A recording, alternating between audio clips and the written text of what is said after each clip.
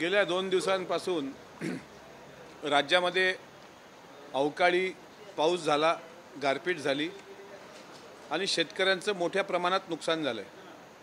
काल खेडच्या सभेमध्ये महाराष्ट्राचे मुख्यमंत्री श्री एकनाथराव शिंदे साहेब यांनी जे भाषण केलं त्या भाषणामध्ये त्याचबरोबर हा शब्द अनेकदा आला आणि हे सरकार शेतकऱ्याचं आहे, कष्टकऱ्याचं आहे असं ते वारंवार सांगत होते।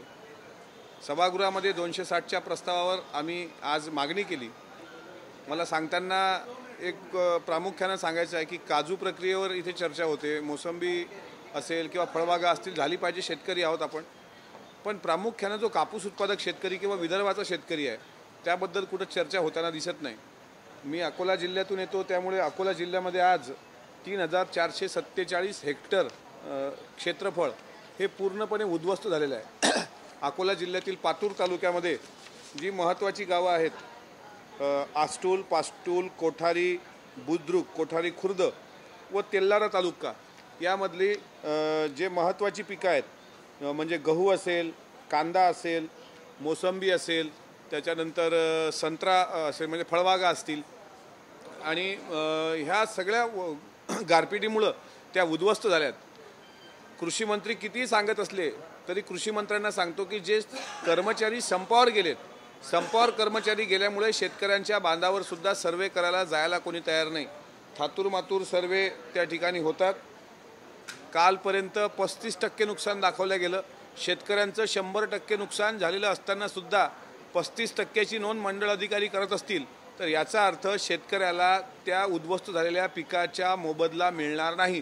त्याबद्दल आज मी स्वतः महाराष्ट्राचे मुख्यमंत्री एकनाथराव शिंदे, कृषी मंत्री अब्दुल सत्तार आणि उपमुख्यमंत्री तथा अर्थमंत्री देवेंद्र फडणवीसजी यांना पत्राद्वारे आज या अकोला जिल्ह्यातील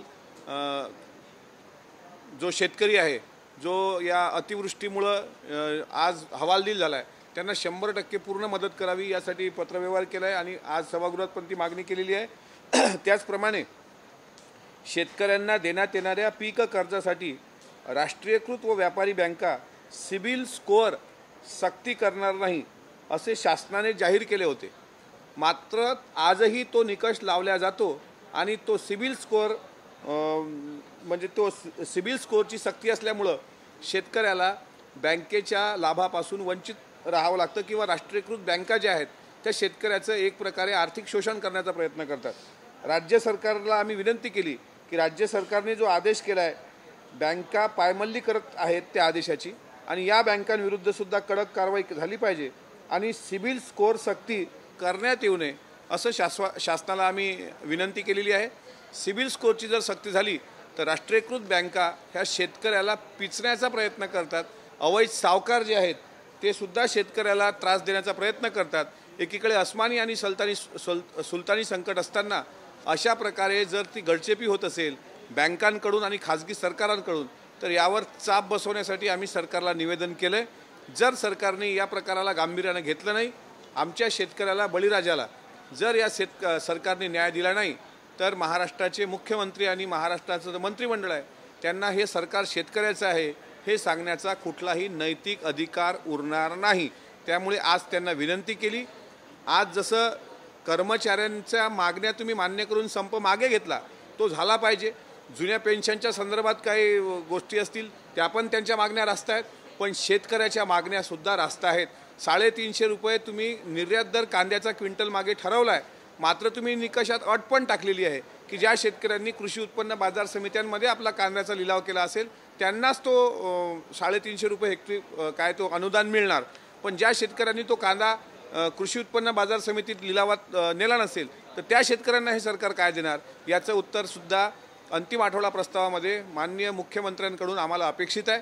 आम्ही मायबाप सरकारला विनंती करतो की आम्ही शेतकऱ्यांची मुलं आहोत आणि शेतकऱ्यांच्या आता झालं आहे असं की शेतकऱ्यांच्या तोंडचा घास जातोय आणि मात्र एकीकडे साधा लवलेशसुद्धा कुठलं मंत्र्यांच्या तोंडावर दिसत नाही। ठीक आहे, तरी अजून 5-7 दिवस बाकी आहेत, आम्ही वाट बघू की शेतकऱ्याला हे सरकार काय घोषित करतं शेतकऱ्यांसाठी किंवा जो आता उद्ध्वस्त झालेला शेतकरी आहे त्याला बळ देण्याचं काम हे सरकार करून हे प्रामाणिकपणे शेतकऱ्याच्या पाठीशी उभा आहे का हे सिद्ध हे सरकार करू शकते का याची वाट पाहू। आणि रविकांत तुपकरांनी जे शेतकऱ्यांच्या संदर्भात आंदोलन केलं होतं त्यांच्यावर सुद्धा पोलिसांनी दडपशाही करून चुकीच्या पद्धतीने त्यांना जो त्रास दिला ते सुद्धा गुन्हे परत घेण्यासाठी विरोधी पक्षनेते श्री अंबादासजी दानवे यांनी सभागृहामध्ये कृषी मंत्र्यांना त्यांच्यापुढे तो प्रस्ताव ठेवला आहे। त्यावरही त्यांनी अंमलबजावणी केली पाहिजे। शेतकऱ्यांना जर शेतकऱ्यांचे प्रश्न मांडणाऱ्या लोकांवर खोटे गुन्हे दाखल होत असतील, प्रशासन दडपशाही करत असेल, पोलिसांचा त्रास होत असेल, लाठी हल्ले होत असतील तर हे सुद्धा आगामी काळात सहन केल्या जाणार नाहीत। तुर्तास एवढंच सांगायला मी आलोय। आपल्याकडून काही प्रश्न या संदर्भात असतील तर ते अवश्य विचारावे। शेतकऱ्यांसंदर्भात काही प्रश्नच नाही तुमच्याकडे?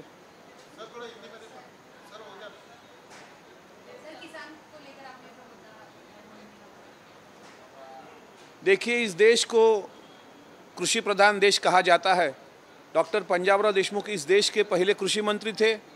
1960 में इस देश के जो मुख्यमंत्री बने यशवंतराव चौहान साहब, उन्होंने भी किसानों के लिए बहुत बड़ा कार्य किया।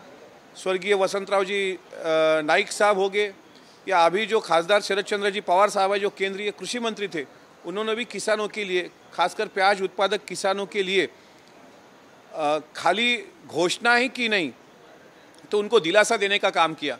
पिछले 3 दिनों से महाराष्ट्र में जिस तरीके का नुकसान वो गारपीट द्वारा हो या फिर जिस तरीके का नुकसान इस किसानों का हुआ है, उनकी फसल आज लगभग समाप्त हो चुकी है, खलास हो चुकी है। उनका प्याज होगा, गेहूं होंगे, उनके जो अंगूर होंगे, जो जिसको हम कहते हैं बाग बगीचे, आज सब किसानों का उद्ध्वस्त हो चुके हैं। किसानों को दिलासा देने की ज़रूरत है। कल महाराष्ट्र के सम्माननीय मुख्यमंत्री श्री एकनाथ शिंदे साहब की खेड़ में जो सभा हुई, उन्होंने कहा था ये सरकार किसानों के साथ है, किसानों के साथ ये सरकार रहने वाली है।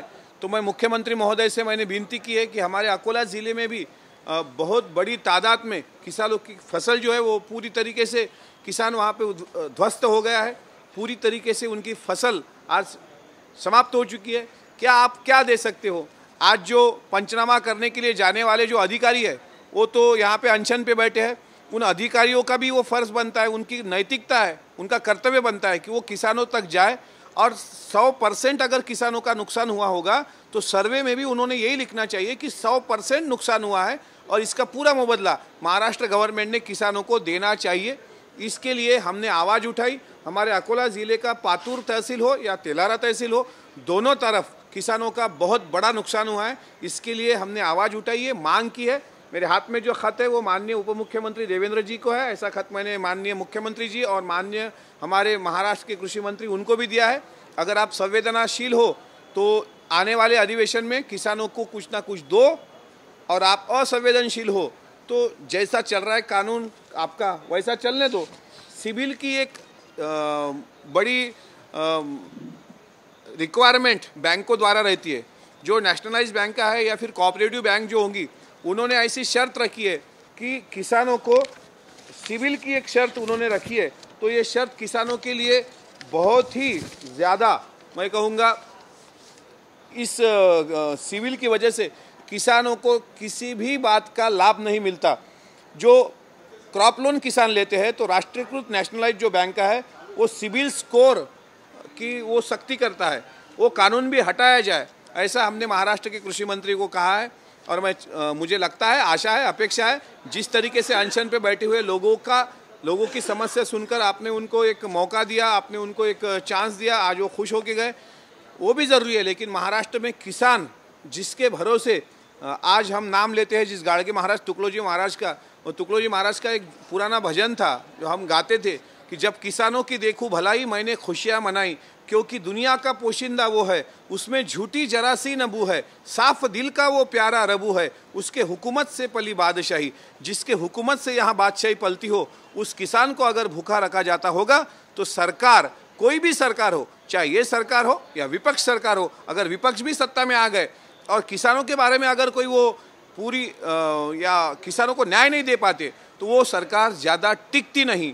इसीलिए शिंदे सरकार से हमें अपेक्षा है कि 3 दिनों में जिस तरीके से किसानों का नुकसान पूरे महाराष्ट्र में हुआ, जल्द से जल्द वो किसानों को, जिस तरीके से वो कहते हैं भाषणों में कि हम किसानों के साथ हैं, तो जैसा बोलते हैं वैसा कीजिए। इतनी विनती मैं इस आपके चैनल द्वारा मैं महाराष्ट्र के मुख्यमंत्री महोदय से करता हूँ। मुंबई में 2 दिन की सभा हुई, उसके बाद मुंबई के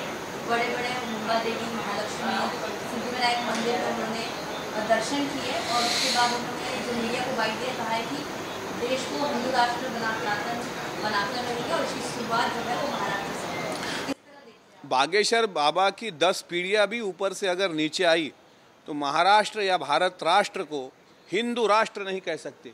बागेश्वर बाबा जिस भगवान का नाम लेते हैं, उस भगवान कृष्ण ने भी कुरुक्षेत्र में अर्जुन से कहा था, यदा यदा ही धर्मस्य और ग्लानिर्भवति भारत, यानी इस देश का नाम भारत था, जो भीमराव रामजी आम्बेडकर, डॉक्टर बाबा साहब आम्बेडकर जी ने इंडिया रखा था, independent nation declare in August, it's call India. तो ये भारत राष्ट्र है, ये भारत ही था, भारत ही रहेगा। ऐसे बागेश्वर बहुत सारे आए गए।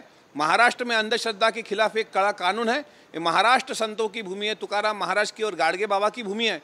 अगर आज गाडगे महाराज जीवित रहते तो गाडगे महाराज खराटे से बागेश्वर बाबा को आगे और पिछवाड़े में बहुत ताकत से उसको ठोकते थे। लेकिन हम इतने ऐसे कायर क्यों हो गए? हम महाराष्ट्र में जो तुकाराम महाराज को मानने वाले और गाडगे महाराज को मानने वाले जो लोग हैं, वो ऐसे कायर की तरह क्यों रहते हैं भाई? अगर तुकाराम महाराज ने हानोनी थोबाड़ फोड़ा ऐसा कहा होगा, तो बागेश्वर बाबा जैसा उल्लू का पट्टा यहाँ पे आके अगर प्रवचन देता हो तो हमारा भी फर्ज बनता है कि जिस तुकाराम महाराज के खिलाफ उसने बहुत गंदी बातें की, उसका प्रवचन होता कैसे? मैं तो कहता हूँ जिसने उसके कार्यक्रम का नियोजन आयोजन किया उन पे भी FIR दर्ज हो। मुझे पता है मीरा भाईंदर में यहाँ के विधायक गीता जैन, इन्होंने उस प्रोग्राम का आयोजन किया था। गीता दीदी, जब महावीर भगवान की जयंती आती है, आप खत लिख देते हो, 10 दिन पूरा मांसाहार बंद रहता है, शराब के दुकानें बंद रहते हैं, क्योंकि महावीर भगवान बुद्ध की ये धरती है। और जिस तुकाराम महाराज का अपमान बागेश्वर जैसा नीच आदमी करता है, उसके प्रवचन लेने के बाद आपको ये क्या दिखाना है जनता को कि ऐसी गंदी नाली के लोग हम यहाँ पे आके, ऐसे गंदी नाली के कीड़े हम यहाँ पे आके उनका प्रवचन सुनाएंगे?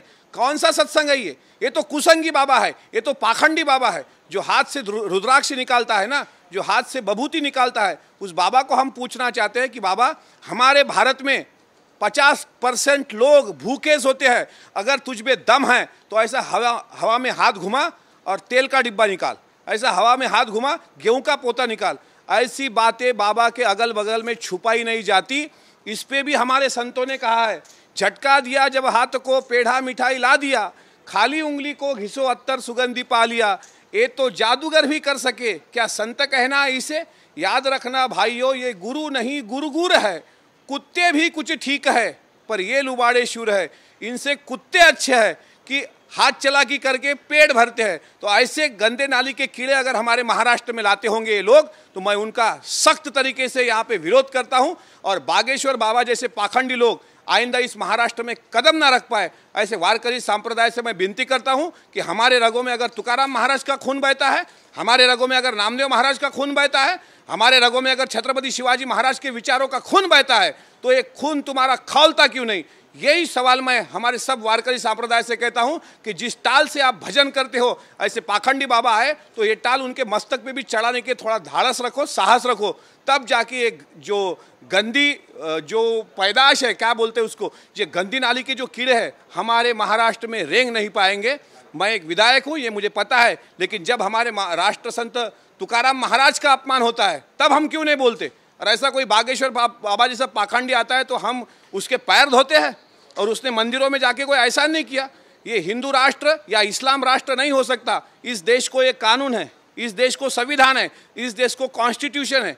अगर ये बाबा ऐसे बुआ बाबा बकते रहेंगे और हम उसके पीछे जाते रहेंगे तो हमारे देश की गरिमा जल्द से जल्द खत्म हो जाएंगी। हमारे देश का संविधान था कि हमारे देश की राष्ट्रपति आज द्रौपदी मुर्मू जी है। हमारे देश का ये संविधान है कि चाय बेचने वाले नरेंद्र मोदी जी हमारे देश के प्रधानमंत्री है।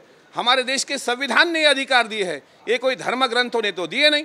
तो बाबा ढोल गवार शूद्र पशु नारी और सकल ताड़न के अधिकारी कहने वाले धर्म ग्रंथ अगर आपके राष्ट्र ग्रंथ होते होंगे तो हमारा राष्ट्र ग्रंथ संविधान था, संविधान है और संविधान रहेगा।